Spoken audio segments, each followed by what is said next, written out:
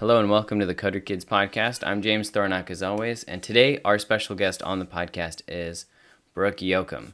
She is I don't want to say expert. I don't know if anyone's quite an expert, but she's an entrepreneur. She has been since she was 12. So some of you with enterprising young kids with lemonade stands might be familiar with that, or maybe not. And so that's what we're going to dive into today. So thank you so much for being on the podcast, Brooke. I really do appreciate it.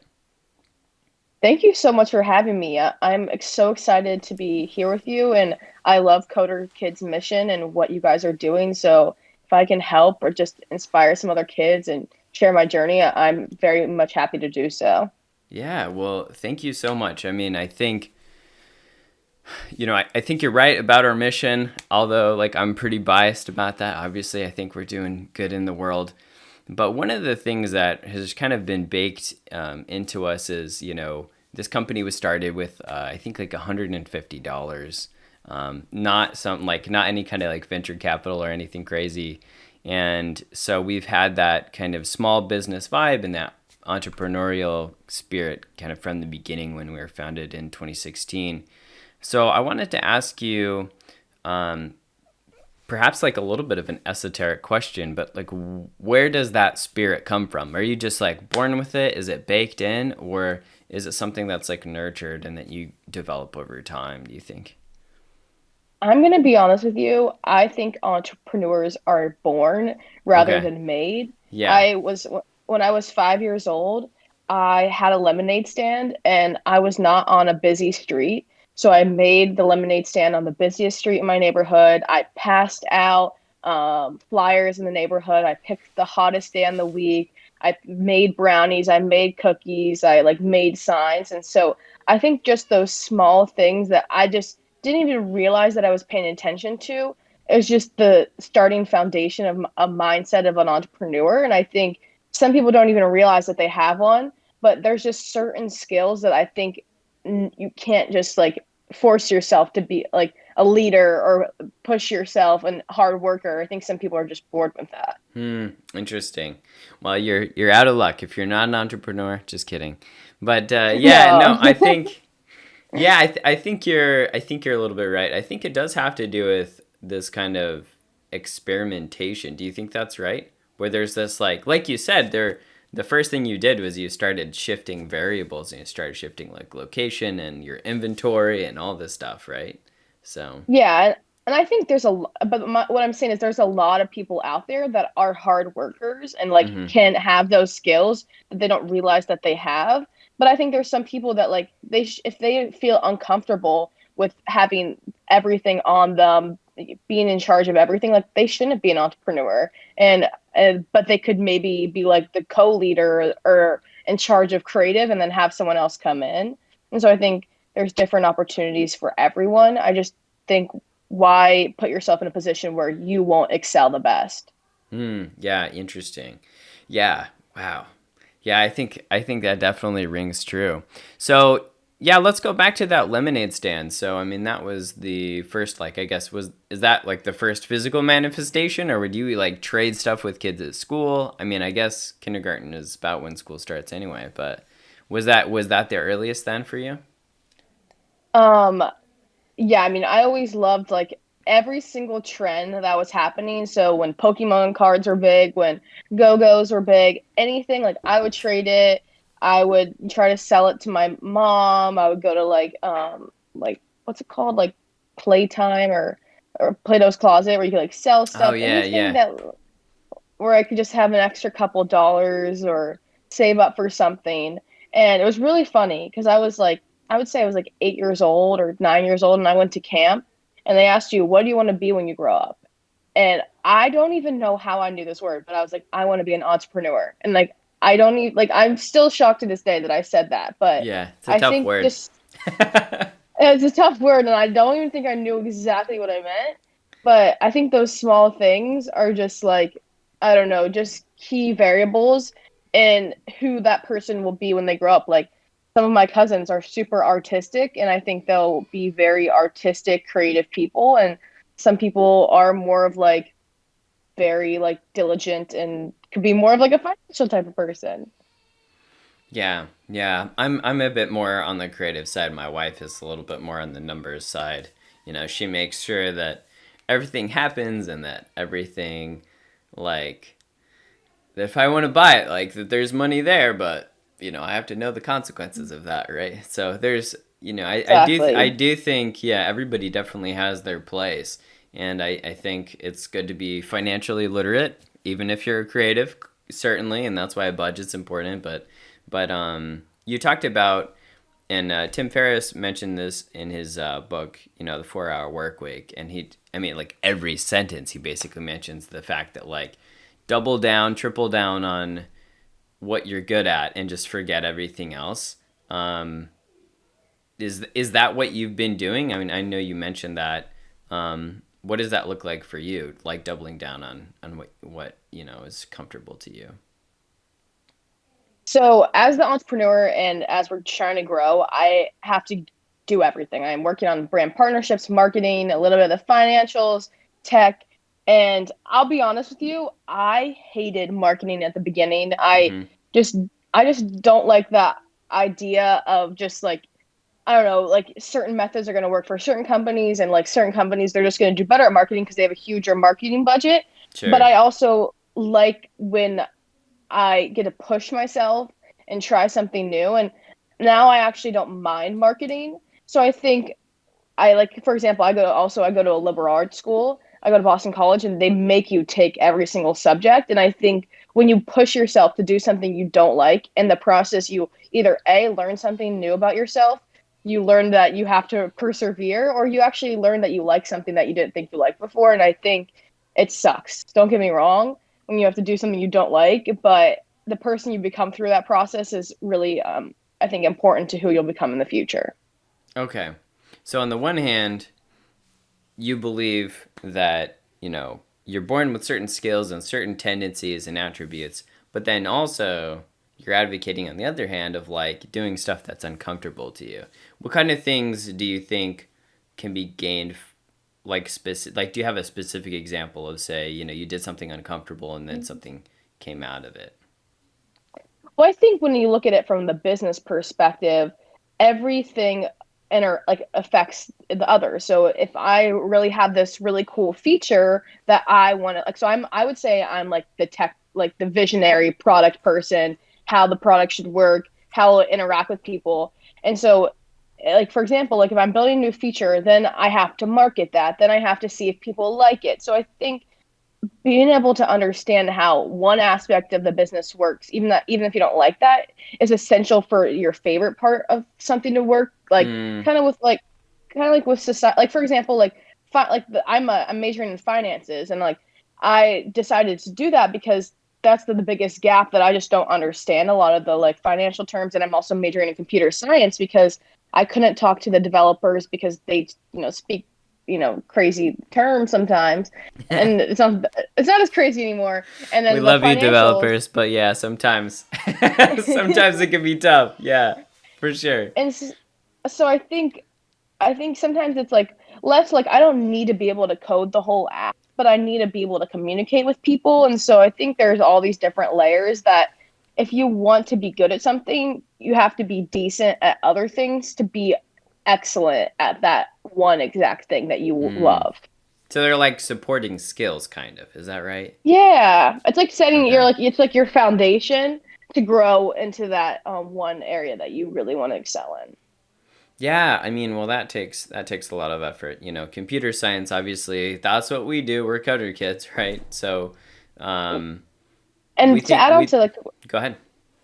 with computer science, I love computer science because don't get me wrong, it's awesome that you can code things and make products and see things in your hands, but the Yeah. mindset that coding has and like the way you think through problems is so essential in how you look at other things in your life and how you handle different problems. And so I that's why I love computer science, even though when you're sitting on a project and you can't get it done, but when you figure it out, it's the best feeling ever. So that's all that really matters at the end of the day. Yeah, yeah. I mean, I think if we could break it down for people, I mean, I imagine your experience would be somewhat similar, but like everyone, when you code, like you will encounter problems that you do not know how to like get over. Like it just is gonna Exactly. happen.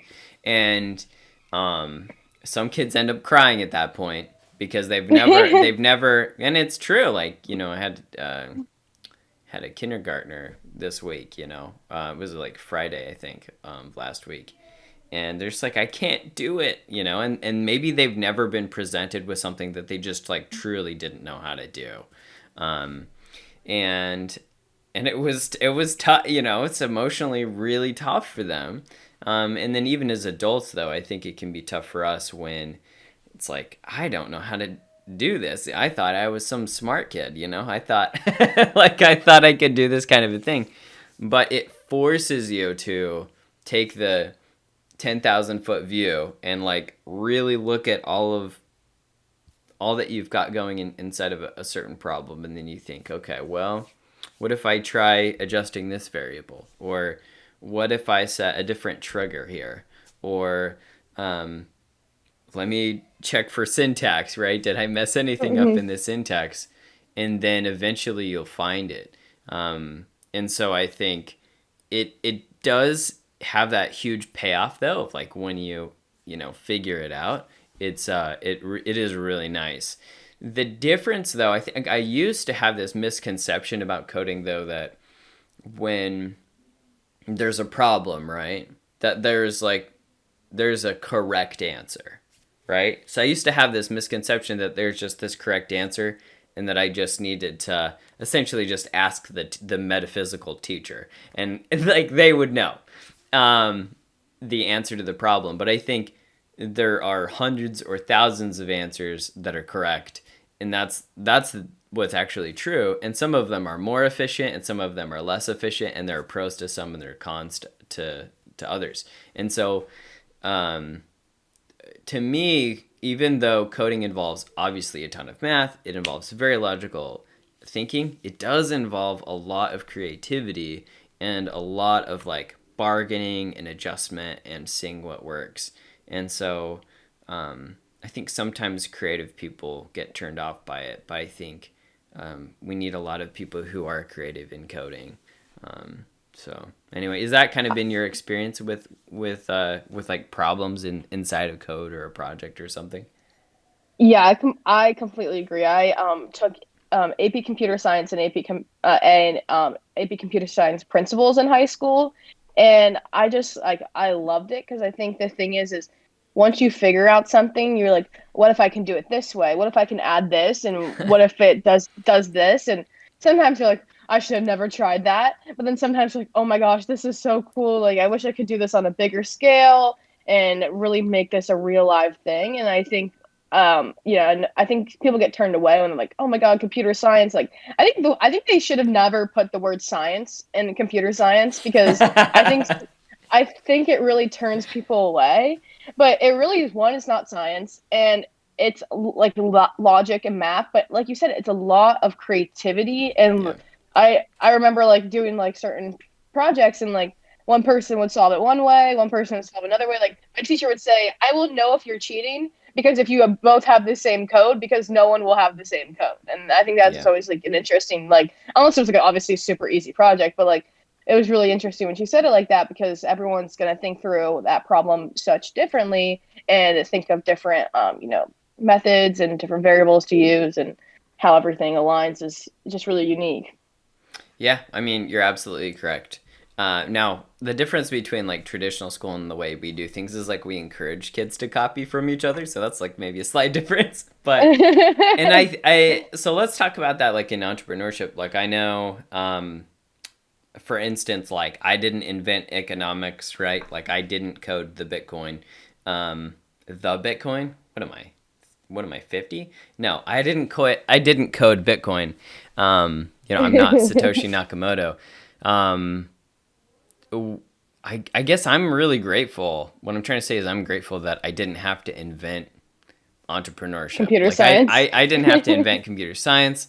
That like I'm along for the ride, and I'm hopefully contributing to the future of coding. I'm contributing certainly like our students and their knowledge to the, the world marketplace or whatever.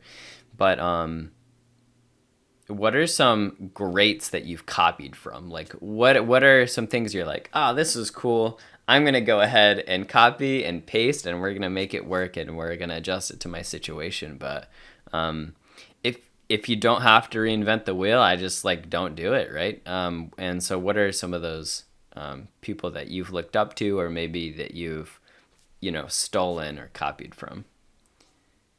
Um, I'll give two examples. I feel like with Steve Jobs, I don't know. I just like, I know like maybe he did some bad stuff, but like I love him. I don't know why, but like he was like every time as a kid, whenever I had the opportunity to read a biography, Mm-hmm. it is always him. And I just think it's so unique to see someone starting from literally nothing and creating $1 trillion, I don't even, maybe it's more than that now, like such a big company Yeah. just from proving people wrong and wanting to, you know, there is a problem and he wanted to solve it. And I think that's like just he's always like like I think he's my inspiration. Like if I can meet anyone, it'd be him. But I think when it comes to like like quote unquote copying people, it kind of comes from like the user experience. So when we were first starting, I would like look at the Starbucks app and see what they were doing because they were like the key app when it came to paying with gift cards. And I would like look at Okay. them and then I would look at my competitors, but then I'd be like, what are they doing wrong? What's missing? And I think I would always like look at that because it's like you can how can you be better? And it's like looking at what everyone else is doing and taking that. And then for example, when we were creating app store like images and like the app store, I was looking at like what was my favorite apps and what did they do well. And we really liked acorns and like how you had to like Mm. keep scrolling to keep the like full image. And so I think kind of like what's working well and like kind of like and that's the nice thing about like TikTok as well is what trends are popular and how are other companies adding into that dialogue and into that trend and how can we do that similar or do better or possibly how could we start a trend. So I mean I don't know if we'll start a trend, we're such a small company, but I think it's kind of like looking at what people are doing and respecting that, admiring that, maybe even giving them credits, and then how do you grow from there and do it better. Yeah. Yeah. Yeah. And that's what's interesting. I think when maybe I just had I have a lot of misconceptions, right? Like I'm a much better person. I'm sure I have some misconceptions that when I'm 50, I'll be like, man, I was so foolish when I was 31. But one of them was I thought that like when you started a business and you had an idea that you had to like kind of invent everything, you had to do everything yourself, you had to, and it sounds like you do quite a bit yourself, and certainly in running Cutter Kids, I do quite a bit myself, and the buck kind of stops with us, right? But yeah, I mean, I think you really take and share what's already the information that's already out there, right? I mean, how many times have you heard like, oh, we're the Uber of like whatever, but like Uber came, I mean, maybe not first, but they're one of the first big names in the gig economy space, right? And now it's not really a great job to work for Uber anymore. It used to be, but that model, right? And then updating that model, and that's another thing you talked about was the updating of the model, right? Like what's working right now, what's going to work tomorrow, and what can we build on? I feel like I'm gonna stamp myself as old here. Like I'm not on TikTok. I've never been on TikTok. I have absolutely no desire to be on TikTok. Like I'm absolutely repulsed by it. Hate it. I'll be Um, honest with you. Don't. If you're not on TikTok, if you're not on TikTok, don't get on it. It's not worth your time. It's meant to be addicting, and I would not. it looks It's fun. I sad. mean, it looks fun, but yeah. I say now I mean I enjoy TikTok, but I'm also trying to find influencers for GiftPocket, so it's Hmm. beneficial for me. But if you don't have to be on TikTok and you can be outside and spend time with your family, do that. Yeah. But I think yeah. So there are things that really perform well, like in the moment, and then there are things that perform well over like a length of time. So, I don't think I've cracked that code yet, so I'll just straight up ask you for advice. Are there things that you feel like have performed well, like week in and week out for your company? And then are there things that like viral trends that you can kind of hop on that give you a little bit of traction? And what's kind of the difference between those two? Yeah, I think the thing that is important to any business, and I think what's been really nice for us, is that we've had a really small budget Mm-hmm. and we've been able to test things. So, like with ads, we've been able to like put a little bit of money and done A/B testing with like different demographics. And we've now found that, like for Instagram ads, we really can do well with teenagers and iPhone users. And so, over time, we've really been Hmm. able to find out what works. But I think when it comes to like TikTok, I think it's just like you happen to get in on the trend early. So then that sound or hashtag will promote it. But if you get in onto the trend late, then it really won't amplify you too much unless your video is really interesting. And I think Mm. TikTok, Okay. and you'll honestly you'll see it with most creators, unless they're like the Charlie D'Amelio, the Addison Rays of the world, their content, it'll be like one video has 1 million views, the next video has 100,000 views. And so it really just shows that there's not like it's a guessing show because no one really understands the algorithm. I mean, over time you can figure out like what time is the best to like ever like on the internet will be like this time is the best to post on a Wednesday, this time's the best to post on a Thursday. So you can start seeing that like what hashtags are popular, and over time you can figure that out. But an algorithm that's probably always evolving, so you Mm. can't always be perfect and now this is the one that's gonna make my app go viral. It really is just it's a numbers game. You got to post like a bunch of videos and then maybe one of those will go viral. Yeah. Yeah, it's almost like it's dealing with this mystery, right? You're just kind of like it's almost like I feel like just sending kind of like a message in a bottle, I guess, where you just like you write something, you cork it up, you put and then you just send it off to seed and you're like, we'll see what happens. We'll see if anybody responds, you know? That's what it feels like. It's like you're yeah. And I think that's largely true. I mean, I think Mr. Beast would disagree with you, number one. But I think I primarily agree with you. Like, the things that seem to really gain traction, like, regardless of, like, the remaining content, and this, I've noticed this because my son is a year and a half old, and so we've started watching things that are, more kid friendly and designed for kids and stuff. And I've noticed that like the amount of colors that are in something like super duper matters. And I've noticed this for myself as well, like as an adult, that it has like a similar effect on me. So I don't know, maybe you can confirm or deny this, but like I just feel You like most humans are like we like colors, we like a lot of colors, we rainbows and bursts of light and like fun music and so we watch Cocomelon all the time. It's like nothing but super saturated colors.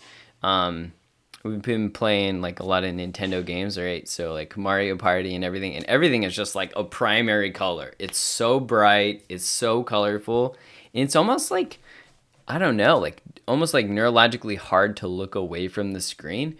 So I wonder if that doesn't play like actually a huge role. And I will go ahead.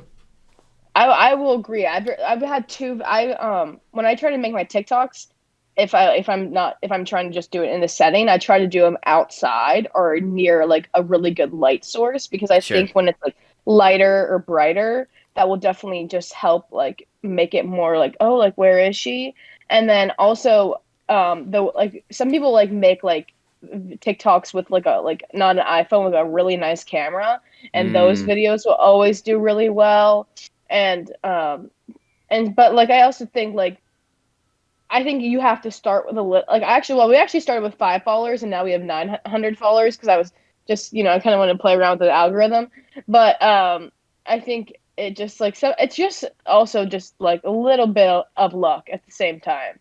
Mm, But I think if your video can allow for it to be something funny or something that requires people to comment on it or requires people to like it, and that will also help as well.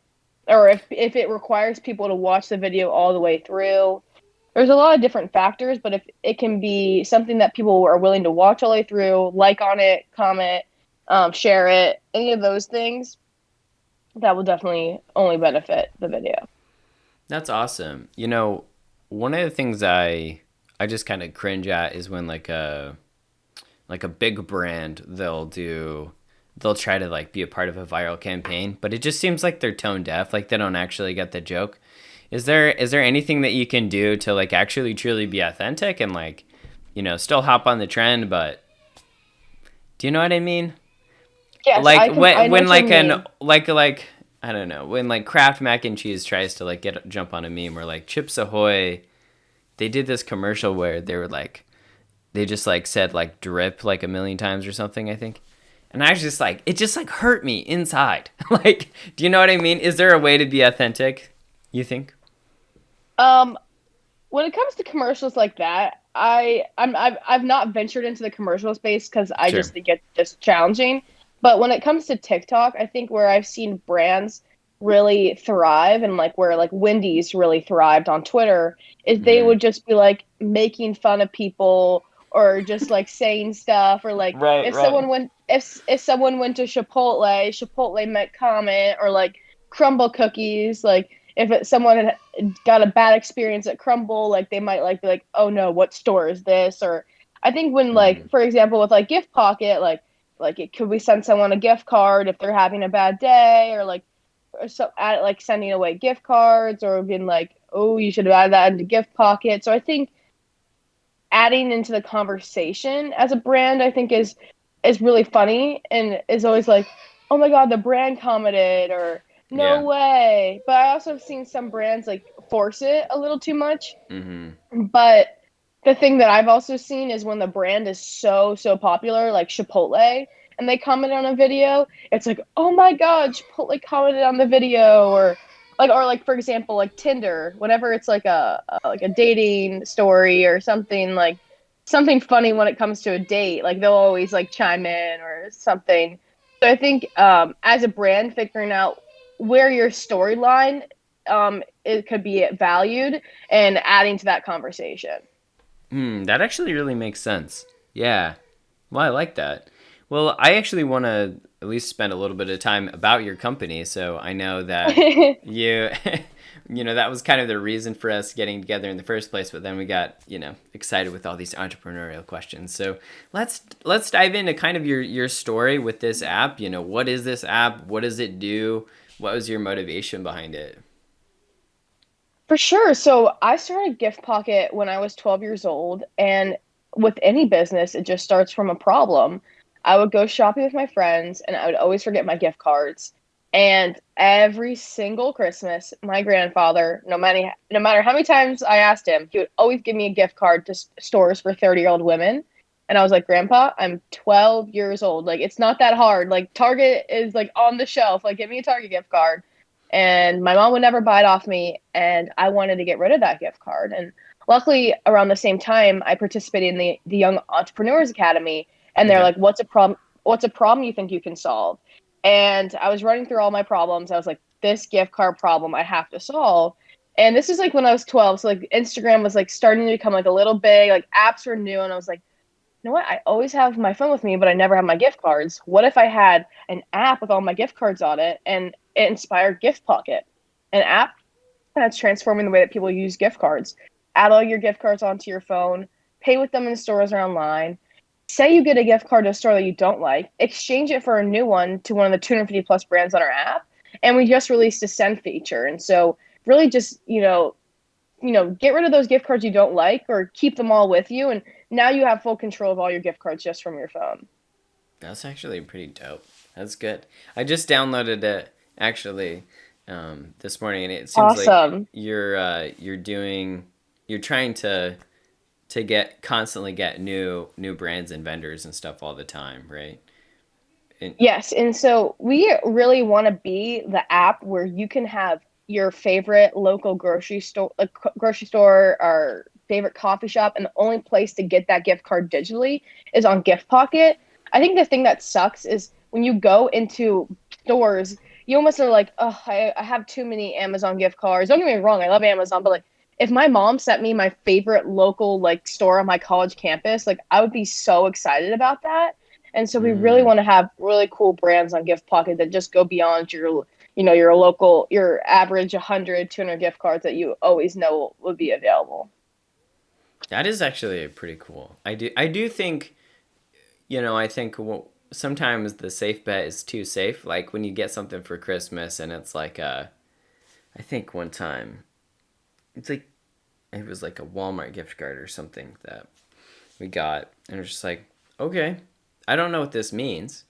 Not because it wasn't not because it wasn't nice, and not because I didn't want to be excited, but because it was like, well, I could get anything, so it doesn't mean anything. It's like, do you know what I mean? If it's like hyper specific, like, so we got, here's a good example of something we got. We got, vouchers to go to an arcade, which was like, this is before, this is pre-COVID, but there's an arcade in Houston, and we got these vouchers to go to, and it was like everybody was like packed shoulder to shoulder. So this is not an experience anyone's had since, right? COVID happened, but it was a wild and it was like a fun experience, and it was like, hey, like you're gonna go do this thing, and it's very very specific, and I think some of these local coffee shops and little local vendors that you're talking about, there's like a specific experience. So maybe you're not choosing what they're getting, but you're kind of saying, hey, these are the kinds of things, the kind of experience that I think you'd like to have, or something like that. So yeah, Exactly. I do think that's valuable, and it's kind of a safe bet because you're not choosing the final gift, right? But you're like, somewhere in this ballpark, I think it'd be nice for you. Yeah, exactly. Like, and I'm gonna be honest, like, whenever I get gifts, like, they'll give me like the extra, extra large or like this extra, extra small. So Yeah. sometimes it's nice when you get like,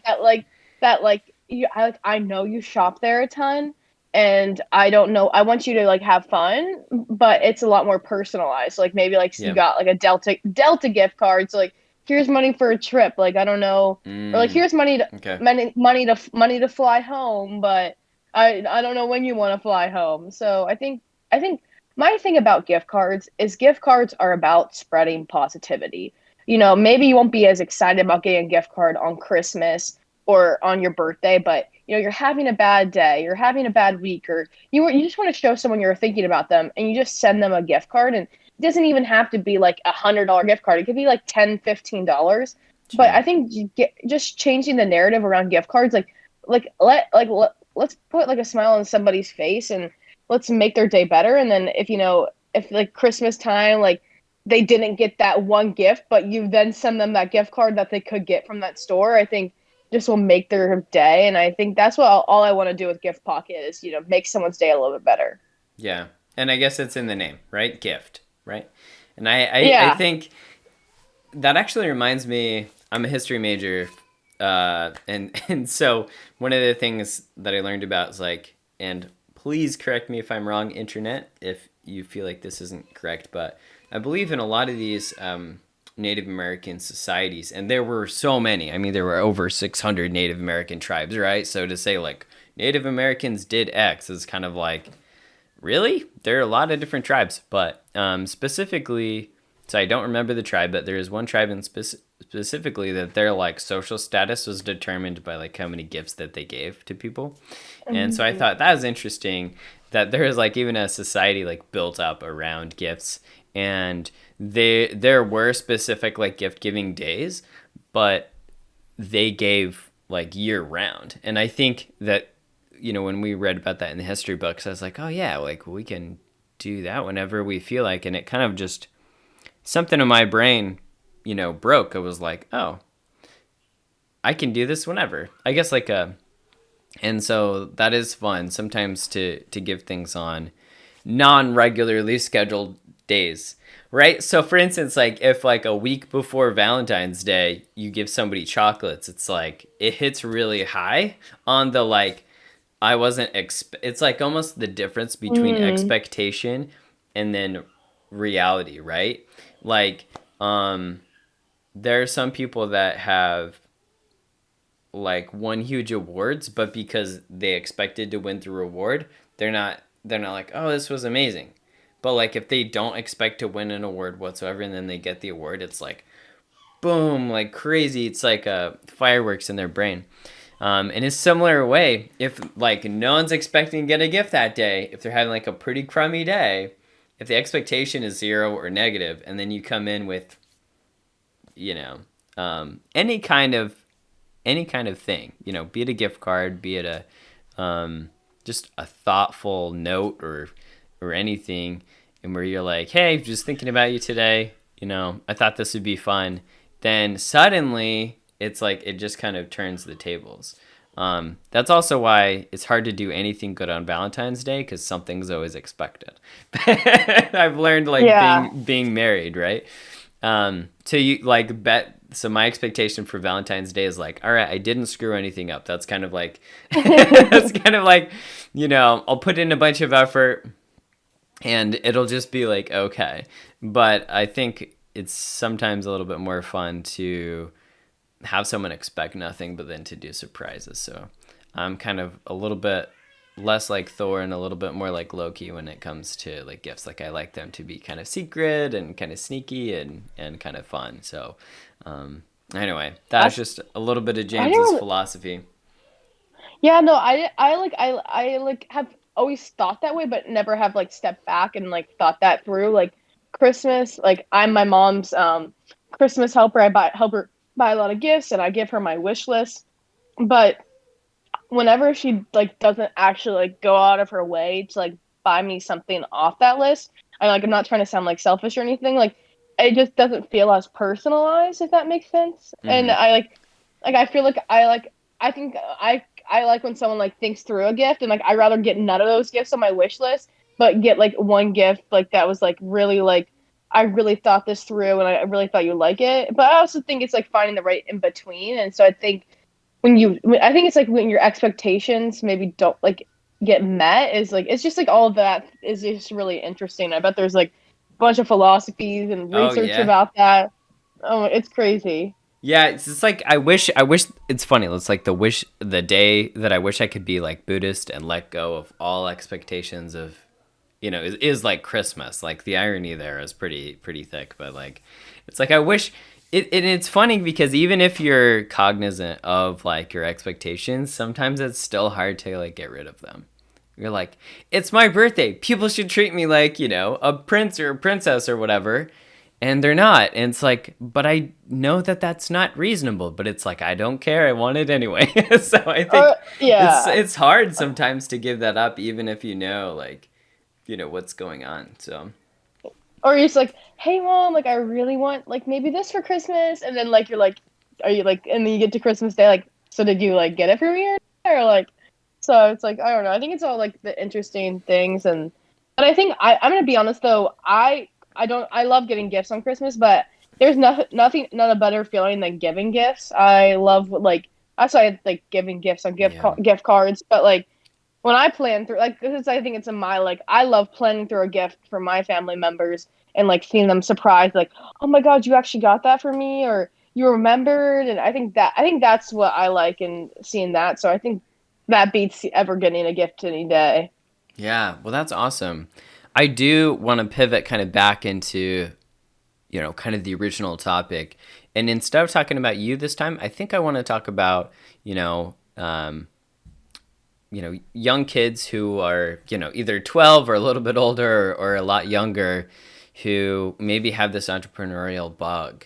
What are some kind of key steps that they can take to start experimenting and start failing and start succeeding in that entrepreneurial space? What steps do you think could be taken?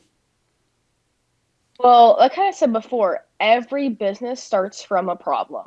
Okay. And if it doesn't then it has to be something awesome that excels above everything else. But I would just think through your whole entire day, your whole entire weekends. What are some small problems that you face? Or look at the community. Is there a problem in the community that you can help with? And I think it could be really small. Like, is there a lack of babysitters in the community? Could you get some of your friends around being a babysitter? Or do like for example, like I was on TikTok for there was these really cool necklaces, but they were $150. And I was like, I can definitely make those and make them for cheaper. Is there something that like you could do better and like maybe make it your own unique, but like do it at a different price point? Or like, do you have a family recipe that you know your family loves, like a cookie recipe? Could you go out and sell that? I think just Mm, looking at different things and like what is like is what is the world missing, and like or what is your community missing, what's your family missing that you could help with. And I think just start it on a small scale. Like, okay, you have cookies, maybe give them to your neighbors and see if they like them, and talk to your friends about it. I think it's just about thinking and failing and getting back up and trying again and starting from square one again, or maybe start from square two. It's just about trying different things. Because I actually, when I first started GiftPocket, I actually thought about doing phone wallets, wallets on the back of your phone, like kind of like how they are really popular now, but making them like really cool and like hmm. making them like more fashionable. But I just realized that that was not something that I could physically do, or maybe wanted to do really well. And so what's something that you are good at that you could do well is also another thing that is important. Yeah, yeah. And you'll also be more motivated because I think I agree. Like you'll be more motivated to like work on it and really get it right. Because like you want it to be right for yourself, right? Like you're like Exactly. I want to use this thing. Like I want this to be solved in my life, right? Like for instance, part of my motivation for Coder Kids being like awesome is like I also want it to be awesome for my son, right? Like a little bit selfish, right?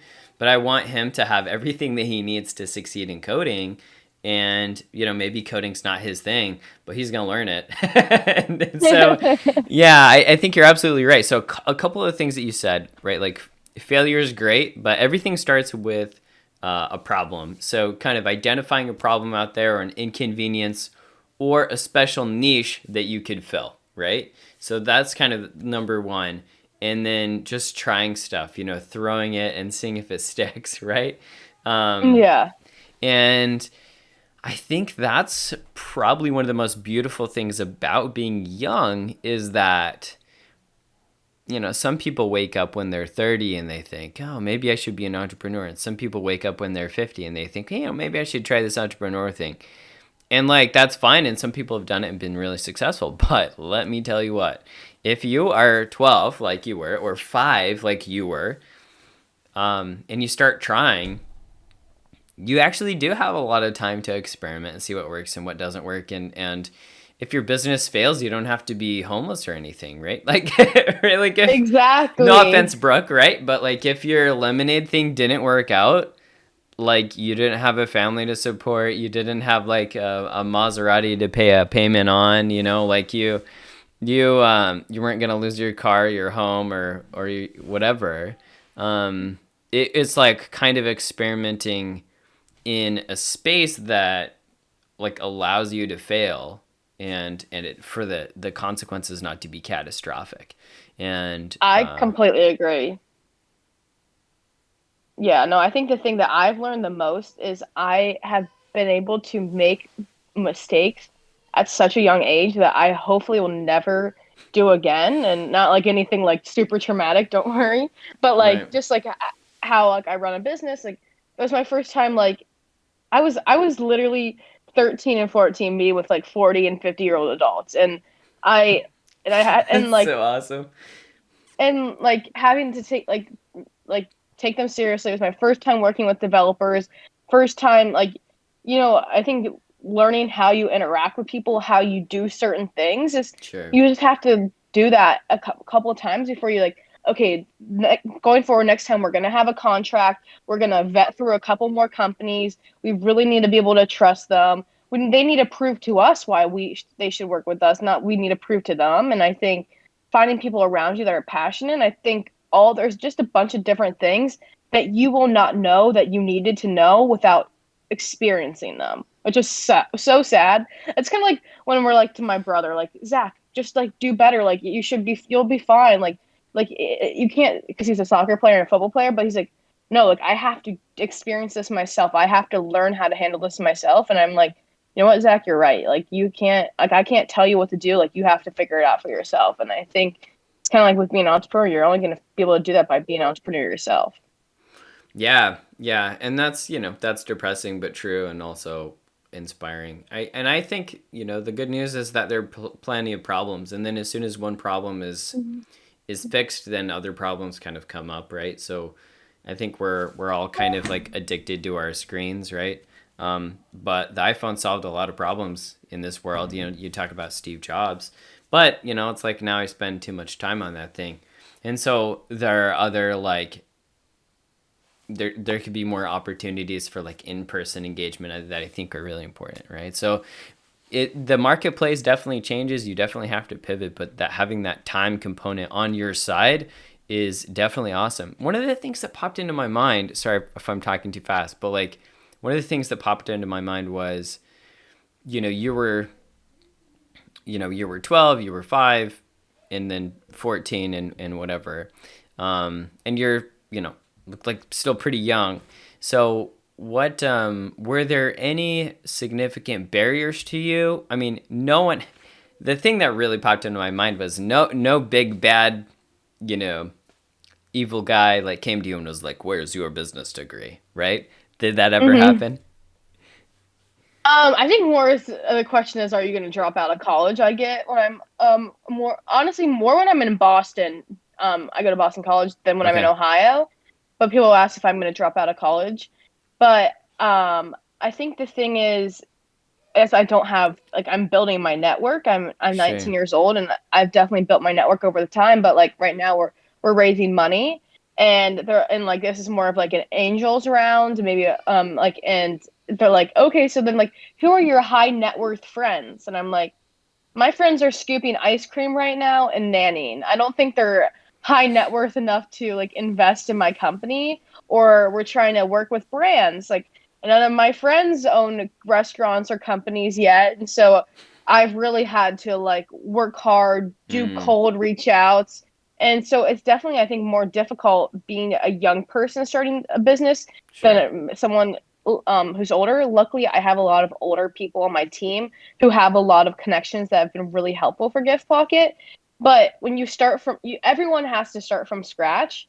It just sucks starting from scratch when you wish you weren't at scratch. But it's like I said before, it teaches you skills that you just have to go out there, network, meet new people, and then prove people wrong. Prove that just age is just a number, and you can be whatever age you want to be starting a business. And as long as you have the skills and the confidence and the determination, you'll be fine. Yeah. Yeah, definitely. Well, that is good. So there are definitely hurdles to overcome. It's not all roses and daisies and it's not like, I mean, on one hand, I do think some people are more willing to try something out if you're really young selling cookies. Like, oh, that's so cute. I want to contribute. Hmm. But on the other hand, if it's like, well, we got a 14-year-old in charge of my financial data. Like maybe I'll I'll double check and verify. So I guess there are different components and maybe different business types that might be good for different stages and ages. But I think when it comes down to it, and I've learned this, is like what is the final experience that customers are having? Like, are parents happy, in my case, with a camp or a private tutoring lesson? Do they feel like we're communicating properly with them? Do they know what their child is learning? Do they know what to expect? And then, and if the answer is yes, then usually they're having a great time. And so I think parents really kind of they almost don't care like what it took to get you there. Like, and they don't even necessarily ever think about it. They're not thinking like, it took them, getting through college and meeting these people and getting all these skills. All they care about at the end of the day is kind of like, what is the end result? And so in some ways that's freeing because it allows you to kind of chart your own journey and do whatever it takes to build the skills, the entrepreneurial skills, the marketing skills, the people skills to be able to deliver that product, but then or service. And if they're happy, they're happy. They kind of don't Yeah. care at that point. What arbitrary box you checked by going to college or graduating from college or whatever it is. So I think in some ways it's like, well, your journey could go through college, it could go outside of college, it could go to multiple colleges or universities. I think the pathways are there's like a lot of right options, kind of like coding where there's multiple correct options. Would you think that's fair? Oh, I completely agree. I think, for example, when it comes to coding, you don't even have to go to college to Yeah. code. Like I think I was talking to one of my friends who is a CS major and computer science major, and he's coding his own app. And I was like, "Oh, did you like learn all this in class?" He's like, "No, I taught No. all this by myself." And I was like, Yeah. I was like, "What?" And so I think that's the funniest thing is I think college is so much more popular than it has ever been. But I also think there's so many people that I don't think college is right for them. I Hmm. think they like I and like I definitely am going to learn. I'm doing degrees at Boston College that like I'm going to learn a lot. I'm doing finance, I'm doing computer science, but Yeah. like there's certain classes where like some people like for example will come up to me, they're like, "Oh, like why aren't you majoring in entrepreneurship?" And I'm like, "You're joking, right?" Like I literally like my whole life so far, like these last 7 years has been a whole entrepreneurship class, and I think I've learned much more than that class could ever teach me. And so I think there's certain things that like you don't need a classroom setting to learn those skills. Yeah, and that brings me to that point, which is like do what's most effective for learning whatever task that you're trying to learn, right? And I think what you said about entrepreneurship is right. Like you learn by doing. I really think like you learn by doing. Um, as a history major, I think the times when I learned history the best was when I was either reading manuscripts or doing reenactments or whatever. Or like there's a guy that came in actually wearing Roman armor. Like I was like, dang, I didn't forget that day, right? Because I got to see the armor and I had to imagine like, and actually we got to put on the armor and it was like stupid heavy and I'm like a super short guy, but like it's very memorable. So like when I see accurate Roman armor or inaccurate Roman armor in like a movie, like I know.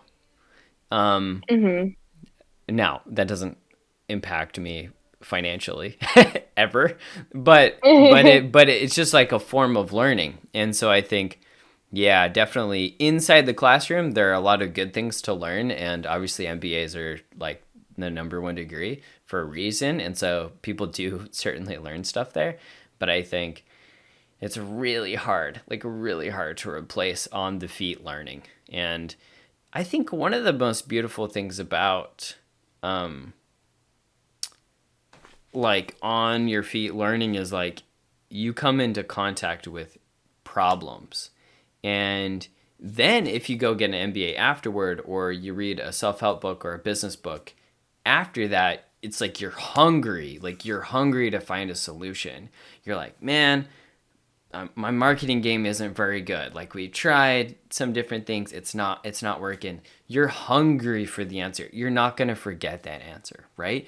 Because that's Yeah. going to put food on the table or get you to your next goal or help your customers in a really impactful way. And so I think getting like putting yourself in a position that would like make you hungry, I think is really good. Anyway, y'all don't need my advice, but what are No, what are some I things that have like encouraged you to be hungry, so to speak? So, in some of our recent discussions, we have so we could like to say 2021 is the year of the marketing because we've focused so much on technology, but we really want to grow the app. And I think the thing that like I've really just realized is like if you keep doing the same thing and you want to see new results, it's not going to happen.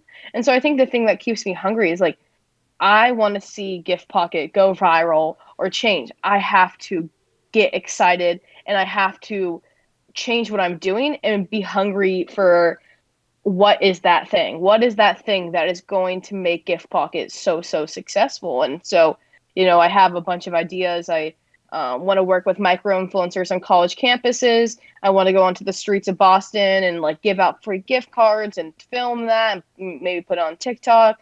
I want to go on college campuses and I want to like do different things. And I'm excited to see what one will work.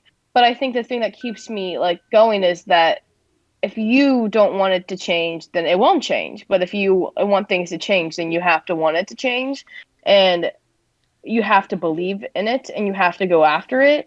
And I think wanting to be like that, as they say, the unicorn, you have to want that. You can't just sit there and it happen magically. Absolutely. Yeah.